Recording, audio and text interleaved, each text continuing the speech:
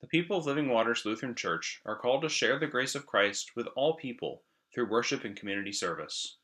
We are committed to welcoming into our community and advocating for persons of every race, ethnicity, culture, age, gender identity, gender expression, and sexual orientation, ability, and economic status. Together, using our various gifts, we are dedicated to upholding equity, justice, and acceptance for all of God's children. Well, hello, and welcome back to our mental health series here at Living Waters Lutheran Church. The words you just heard were our welcoming statement that we passed in 2024 in January at our annual meeting, because that is when we became a reconciling Christ congregation. That yes, we are an open and accepting and affirming congregation. This has been a process that was underway for years, and it came to a culmination at that moment, except that ministry is just beginning. There's a lot of need out there. And so in this mental health series, we've been searching for someone who could talk with expertise and with being able to help about the mental health needs of the LGBTQIA community. And that is who we have today. Emily Solomon will be speaking in just moments from now. As you will hear from Emily, we met at PIN in January. We're very excited to have Emily with us today. This is a little different. As always, whenever you're watching this, thank you for watching. And if you have questions or need contact information, we have the handout that Emily is using as well. Please let us know, and we're happy to send it to you. You can message us, comments, or whatever you are most comfortable with. However, if you are watching this the week that it is released, which I'm going to check the calendar to make sure I get this right, March 10th, if you're watching this on March 10th through until the 16th, then we have a special opportunity. Emily has agreed to come to our church Sunday, March 16th, and we're going to have a little Q&A, a forum with Emily after worship to answer any of your questions or follow up on anything that Emily said that got you thinking and you want to talk about it more. So please, if you're able, join us for that. It's a wonderful privilege to be able to have Emily with us for that. So without further ado, I'm going to turn it over to Emily. Hello, my name is Emily Solomon. I am a licensed clinical mental health counselor at Cherry Hill Counseling, and I'm also establishing my own private practice called Kiwi Counseling that will currently provide telehealth as well as equine assisted therapeutic services with horses and donkeys. Why am I here talking to you all today? Well, I had a stunning experience with your pastor at the People in Need conference. I gave a presentation called Walk in Their Shoes, which we're going to take a look at today. And I shared a little bit about my personal story with him as well as some of the other members of your church. And it really resonated with me. And I'll tell you all why. I am a non-binary lesbian. I am Jewish. I have autism. And in so many ways, right, I'm different than maybe perhaps many of you.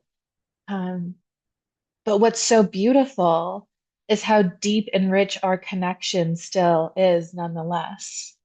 How in this video, I want to convey the importance of creating safety for our queer folks, our trans folks, our non-binary folks, etc., in religious spaces again. That's so important to me. So I have a presentation I'm going to walk you all through. But to begin, I want to share a case study with all of you. Um, this is going to set the stage for how we can understand some of the concepts that I'm going to explain today on how to be queer affirming and how to support our fellow queer and trans people. So here's the case study for you all. M identifies as a non-binary lesbian and uses she, they pronouns. They're 28 years old and they live with their partner of 2 years. They came out to safe people in their life chosen friends and family when they were 24 years old. Growing up, M's siblings and peers used the word gay in a derogatory fashion, as well as slurs, including the F slur. It instilled significant fear to come out to people for them, but it also generated internalized homophobia that incarcerated them away from their authentic self for many years. When M came out to their family, specifically their parents, right? They, when M came out to their parents, they were affirming, which meant the absolute world to them. But their mother said, I will always support who you are. I just know the world doesn't always feel that way, and I'm scared for how the world might treat you. It was not until they were 27 years old that they began to share their non-binary identity with the world. Unfortunately, the world is very unkind to queer folks at times, especially non-binary and trans folks. At a Thanksgiving gathering when they were 23 years old and painfully still closeted, right? Which means they were still not sharing their queer identity with the world. Their siblings brought over a wholesome book about gender expression and fluidity in children and proceeded to make fun of it maliciously. M's walls went up, and their family members became people who, while never certainly safe, were now certainly unsafe. They struggle with being regularly misgendered with medical professionals. M feels chronic fatigue from often being the only queer person in the room, often burdened with the expectation to educate others. Don't misunderstand them, though. They love serving their community and educating curious allies. It can just hurt their heart, too. After a particularly challenging time globally, M's family experienced further division. Then they realized that, as Glennon Doyle stated in the book Untamed, I will not stay, not ever again, in a room or conversation or relationship or institution that requires me to abandon myself. As M inched closer and closer to 30 years old, alongside significant chronic health challenges, they were fiercely self they were fiercely advocating for themselves amongst great uncertainty and a lack of outward queer affirming care. Believe it or not, M's story is a privileged one. They had the ability to self advocate, the courage to stand alone when they had to, and the resources to do both. We would like to walk you through the barriers that M experienced, as well as the areas in which, while M was able to access care, many queer folks cannot get the support they need. I'd like to introduce myself. I am M, right? So, not only is this a case study that, exemplifies some very specific experiences that consist of a day-to-day struggle for a queer person, I'm also grateful that you all get to know me a little bit better, right? So I'm going to go ahead and share my screen. Okay. And I am going to pull up my presentation that I'd like to go through here with you all. And I might not touch fully on every single slide, but I'm going to make a real effort to touch the important parts here together. So we did the scenario, right? My case study, my lived experience. Now, why care, right? You are all a collaborative, loving, religious community, and 1 in 10 Americans identify as LGBTQIA. For our Gen Z population, 1 in 3 identifies with this community. And these consumers represent $1 to $2 trillion in our country's economy, right? And so we are a big force in this world. We are absolutely a significant presence in our country. Okay, so just some definitions here. I know this can get tricky. Sex means the assigned male, female, or X at birth, right? Sexual orientation relates to who we're attracted to, right? Um, Gender identity is, as I mentioned, I identify as non-binary and I use they, them, or she, they pronouns. Some folks identify as a woman, some as a man, etc. And gender expression is the way in which I present myself to the world to feel the most non-binary that I can, just like perhaps a woman would express themselves in their womanhood, and a man perhaps their manhood, and whatever that means to them. All right, we'll have a little quiz here. Which of these is a sex? I just gave it away, right? Male and female, right? Gay, lesbian, right? That would be our sexual orientation, non-binary. And man would be gender identity, right? And then I gave that away too, didn't I? Gay and lesbian is sexual orientation, and those are gender. Crushed it, right? So let's take a closer look. Current conventions often fail intersex people who account for 1 in 100 births, right? Our intersex folks are real. And sexual orientation and romantic orientation are separate. Some people can have sexual attraction to one gender, attraction to multiple, and vice versa, right? That there's flexibility there. We're all on that spectrum. Um, as I mentioned, right, intersex people um, uh, can often be initially assigned male or female at birth, but can discover later on in puberty. Sometimes it is assigned at birth, right? But regardless, those folks are real. Okay, right? We can't forget our ace community members. Asexual, right? Little to no sexual attraction. Aromantic, little to no romantic attraction, right? And for our transgender folks, right, those members of our families, of our communities, so what's so important to remember is we want to affirm the person's gender identity. So if someone transitioned from, from male to female, right, that would be a trans woman, right?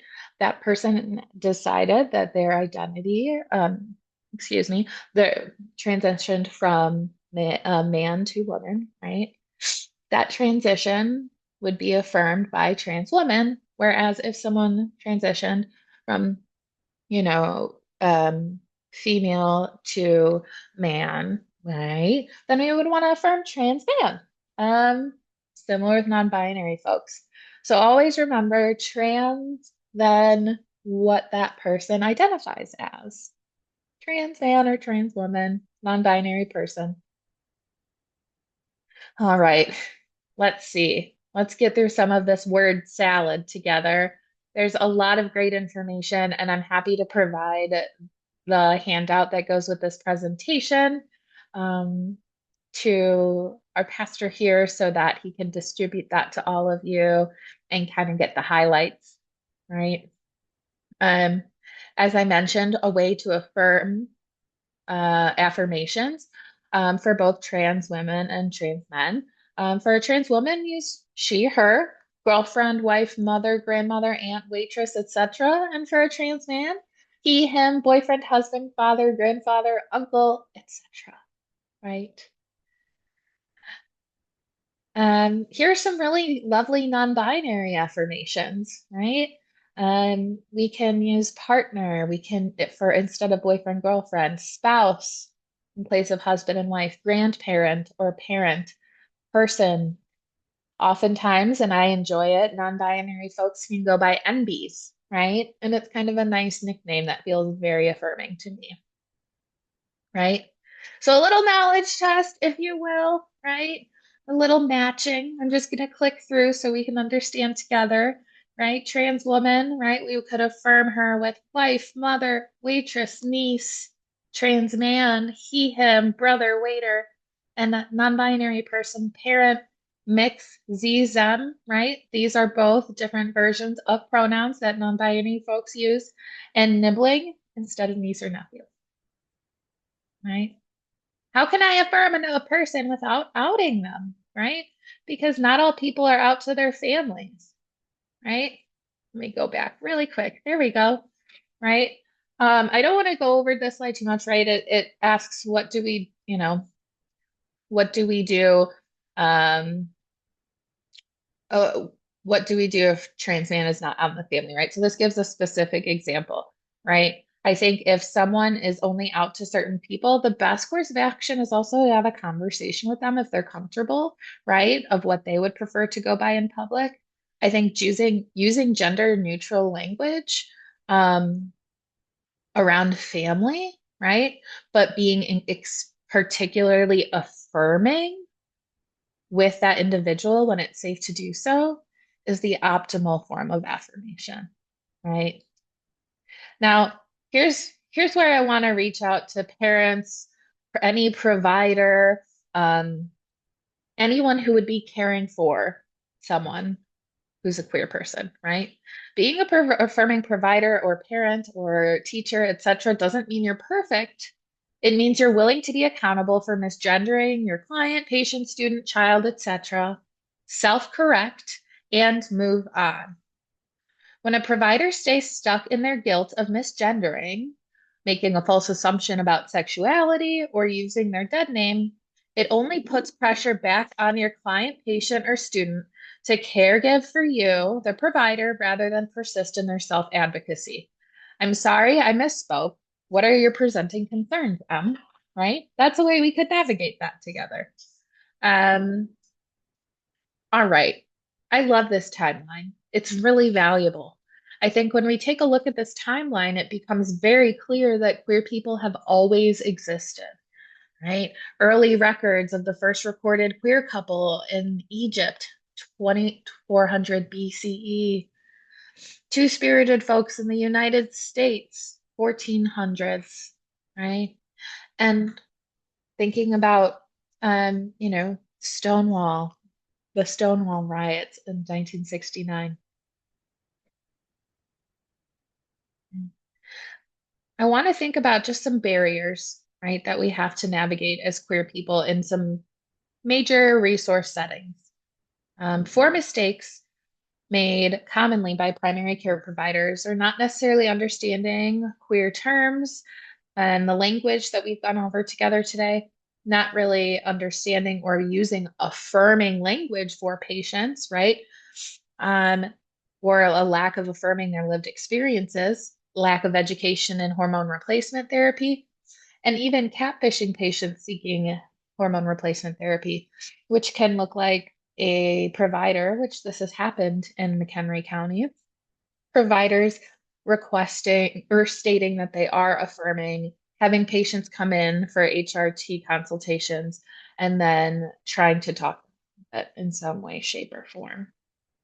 And it can be very disheartening. And it's something we definitely want to look out for, right? To support and protect each other. Now, of course, here's my jam, right? Mental health. Patients are often at their lowest and most vulnerable when they're ready to seek help. And an emotionally safe environment is of the utmost importance. Misgendering, homophobia worsens feelings of despair and isolation. However, let me tell you, one person, one affirming person in a queer or trans person's life will decrease the risk factor for suicide in half. Be that person. Be that person alongside me, right? It's important to understand also in the realm of domestic violence, right? This is something that bisexual individuals are at the highest risk of experiencing. And that is also due to the stereotypes over sexualization and fetishization of queer people as well as trans people. Okay. Homelessness and unstable housing in Chicago is one of the largest issues among the LGBTQ plus population and people living with HIV. Social and economic barriers, including anti-LGBTQ plus housing discrimination, have long been a barrier to the safety and welfare of queer and trans people. McHenry County is not immune to the same issues.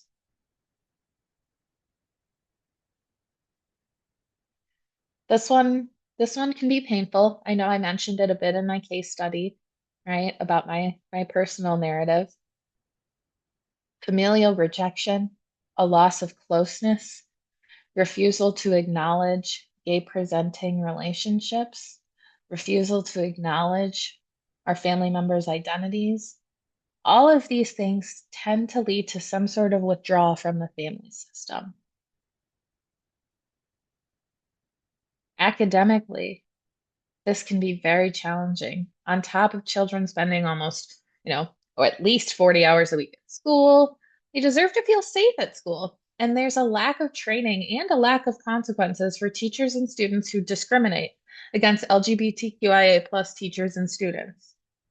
And so, community members, I invite you to be the people on the phone, to be the folks writing those emails, right? To support our community members, to help them feel safe,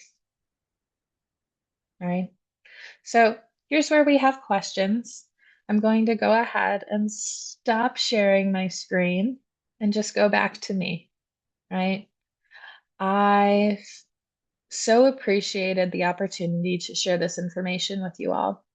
And I want you all to know that I can be a resource to you. If you have questions, curiosities, a desire to gain more knowledge, my contact information will be made available to you all by Pastor Zach. It has been a pleasure, and I will look forward to hopefully meeting some of you all at the Q&A after service on March 16th. Thank you. Thank you, Emily, and thank you for the work that you do in our community and beyond with mental health, specifically with the LGBTQIA plus community. This has been a wonderful presentation, as always.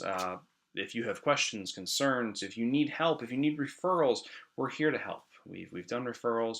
We can get you information. We can get you in contact with people that have been in this series. Any help that you need, there are people here who are experts, who are here to help, who want to love and support you in your journey to new life and healing. I do want to mention, if you are, again, watching this the first week, there is the forum on Sunday after worship with Emily.